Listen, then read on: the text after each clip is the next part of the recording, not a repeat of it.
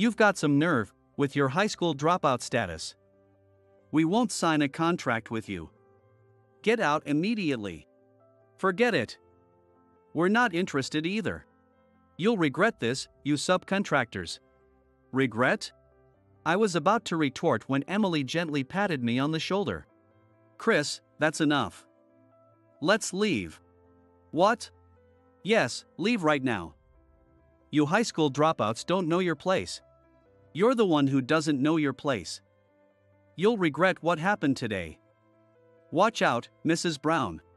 With a sly smile, she turned away. My name is Chris.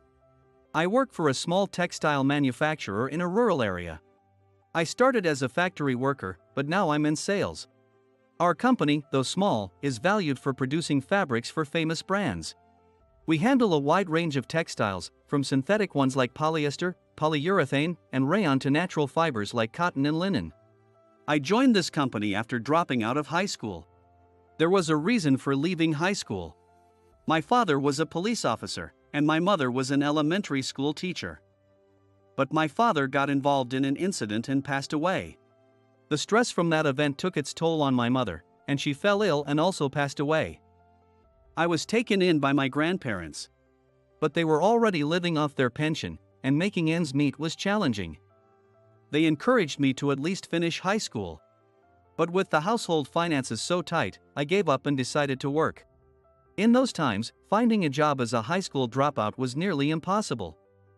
I sent resumes to every company I could, and eventually, Mr. Johnson, CEO, from this manufacturer gave me an interview. When he asked why I had to work after dropping out of high school, I answered honestly, and he hired me as a factory worker on a part-time basis. Since then, he kept an eye on me and treated me like a son. A few years later, he made me a full-time employee and moved me from factory work to sales. Because of Mr. Johnson's generosity, I plan to dedicate my life to this company. For my late parents, the grandparents who raised me, and Mr. Johnson who supported me, I aim to live each day striving to become a better person. Then one day, a new employee joined us. Hi, I'm Emily. Looking forward to working with you. She was petite, without any makeup, and wore big round glasses.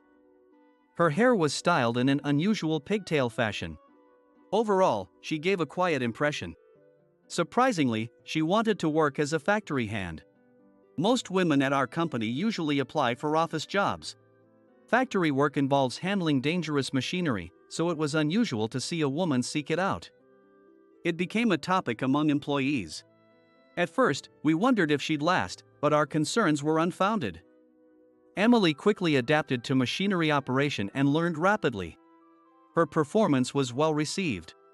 Chris, the materials for the upcoming negotiation are ready. I took the materials from Kate in the office and thanked her. But I sighed. The next Bussiness meeting that I will use these materials is with a major company called Shiny. Shiny is a popular fashion brand for high school and college girls, with stores nationwide and a robust online presence. Their new products are always in high demand, often selling out immediately. Shiny is a dream brand for many girls, known by everyone. A collaboration with a famous designer was also planned, and I had to negotiate and present on that. But I was dreading this negotiation because of who I'd be dealing with. Shiny's CEO, Mrs. Brown, handles the negotiations herself. She's a difficult partner, always looking down on subcontractors and taking a condescending attitude. It's hard to believe someone like her could be a CEO, but rumors say it's a family-run business, and she took over from her retired mother. We've worked together before, but every time she would criticize our company for having high school dropouts, making it hard to progress smoothly. Will it be like last time? Feeling uneasy, I was reading through the documents when Mr. Johnson spoke to me. Chris, Emily will accompany you to the negotiation with Shiny, so be prepared. What? Emily? Why is she coming along? I had other colleagues in the sales department, so why was she chosen specifically? Oh, don't worry. Think of it as a learning opportunity. Mr. Johnson repeated. Since it was a direct order from the boss, Emily, who worked in the factory, would accompany me to the negotiation with Shiny. On the day of the meeting, we met in front of Shiny's headquarters. Chris, she called out. Though Emily didn't have her usual pigtails today, she still wore her large round glasses and a somewhat dull suit. "Morning, Emily." "Good morning. Looking forward to working with you today." "Yeah, likewise." "You seem troubled. What's wrong?" Had my expression been so obvious that even Emily noticed? "Well, I don't want to speak ill of our client, but Mrs. Brown, today's counterpart, discriminates against people based on their education." "Educational discrimination?" "I've been working since high school, but when Mrs. Brown found out, she said, 'A high school dropout is my business partner?' She always belittles me." "Wait, Chris, you're a high school dropout?" "Yeah, due to family circumstances." Emily looked surprised. "I guess high school dropouts are rare in her generation, too." "That's a coincidence. I'm a high school dropout too." "What?" Now it was my turn to be surprised.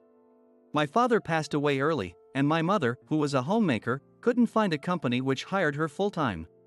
She worked several part-time jobs to raise us, but her health deteriorated. So, as the eldest daughter, I chose not to go to high school and to work instead. Emily had a younger brother and sister, both currently in high school. Her dream was to send them to college. "You've had a tough time, huh, Emily?" I said, and she laughed. "Of course, it was tough. But because of that, I've been able to achieve my dream. Now, I'm ready to pursue the next one." She spoke brightly about achieving her goals and looking forward to the next one. She's a good person, I thought. Still, I wondered if working at a textile factory was really her dream. That question lingered in the back of my mind. Inside the meeting room at Shiny's headquarters, Mrs. Brown greeted us with her usual condescending attitude. "Mrs. Brown, thank you for having us. You are handling this?" "I don't like high school dropouts, and who is this plain, miserable-looking woman?" she rudely asked. "She's our new hire, accompanying me for training purposes." "We appreciate your understanding. I'm Emily. Pleased to meet you today." "Okay, then.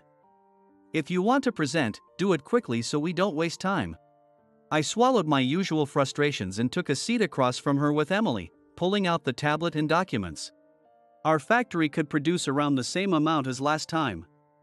I began presenting to Mrs. Brown, who was busy fiddling with her phone. She only occasionally muttered, or "I see," clearly not paying attention. Suddenly, music began playing from her phone. She didn't even look up and said, "I'm watching a video here. Let me know when you're done." "What?" I said, "Tell me when you're finished." "I'm watching a movie, and it's getting good." "Well, what is she talking about?" "We're here to discuss business," I said. "What? You got a problem?" she glared. "I have nothing but problems with this," I said. "Chris, you high school dropout," she continued, still not looking up from her phone, leaning her cheek on her hand. "You know today's project, right?" Yes. It's a collaboration with Monroe, right? You know how much revenue this collaboration could bring, don't you? That's why you're here begging for the job, right?" Monroe is a fashion designer who appeared suddenly like a comet a few years ago. Her designs are sophisticated, playful, and eye-catching. Her collections quickly became popular, and all their collaborations with various brands have sold out immediately. Her impact on the fashion industry is widely known. But her identity remains a mystery. "Well, yes, that's why we're here to discuss. I was told to gather candidates from various companies, so I'm just giving you some time, but I'll consider it. Once you're done presenting, you can leave.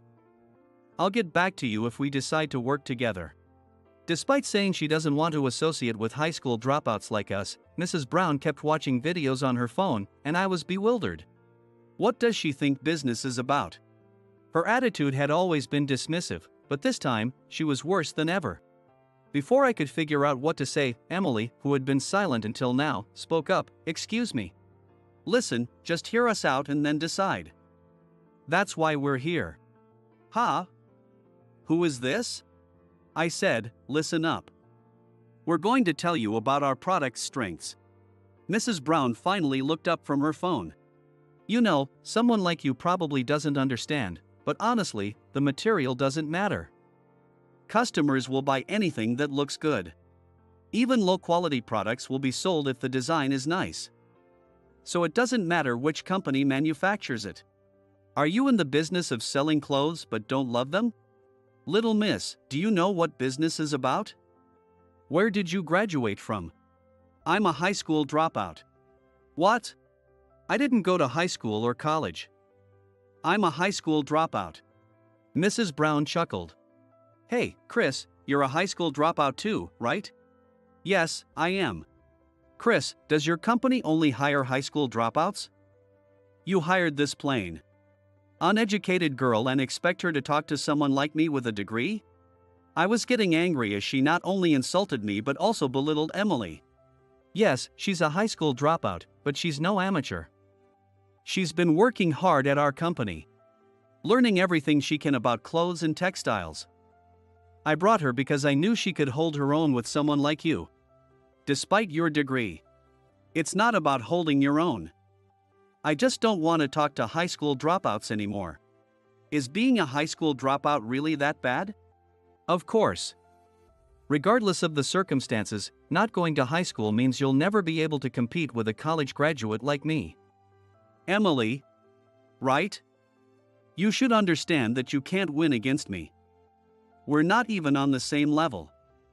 If you can't accept that, I'll refuse to work with your company from now on. I was barely containing my anger, clenching my fists, and feeling ready to explode. Emily, you must be about 20, right?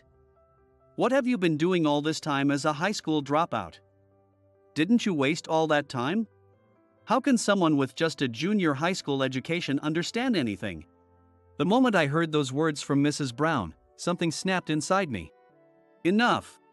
I slammed my hand on the table and stood up. She's been working hard to learn. What does being a high school dropout have to do with it? You have no right to mock her. Apologize to her. What? Why are you suddenly? So what if we're high school dropouts? Does having a degree make you so special? Is there a law saying you can belittle us high school dropouts? By the way, it's us subcontractors that make your products.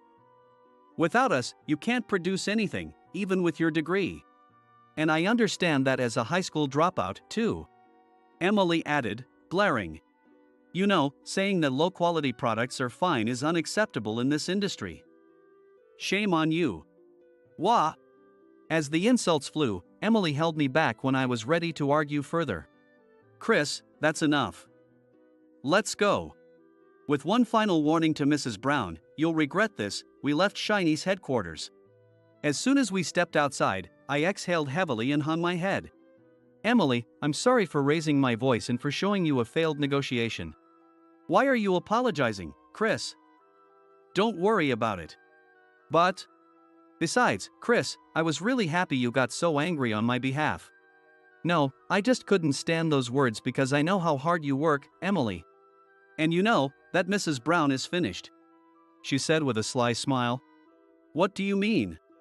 The next day, we received an official notification from Shiny saying they wouldn't proceed with the contract.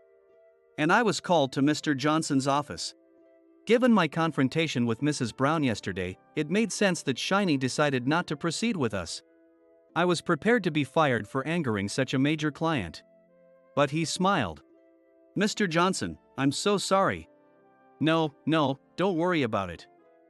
Besides, that collaboration between Shiny and E. Monroe won't happen. What? Why? And Chris, I heard from Emily. Thanks for protecting her. I appreciate you taking care of our valuable employees. No problem. Our employees are like family. That's what you taught me, Mr. Johnson. Since that day, Emily hadn't been seen around the office. I worried she might have been affected by Mrs. Brown's harsh words or disheartened by my outburst. I really messed up. Without the contract, I was pretty down. But a few days later, Shiny's website posted an apology. The collaboration with E. Monroe has been cancelled due to unforeseen circumstances. When I saw that, I rushed to Mr. Johnson's office. Mr. Johnson. The collaboration between Shiny and E. Monroe. Oh, Chris, perfect timing.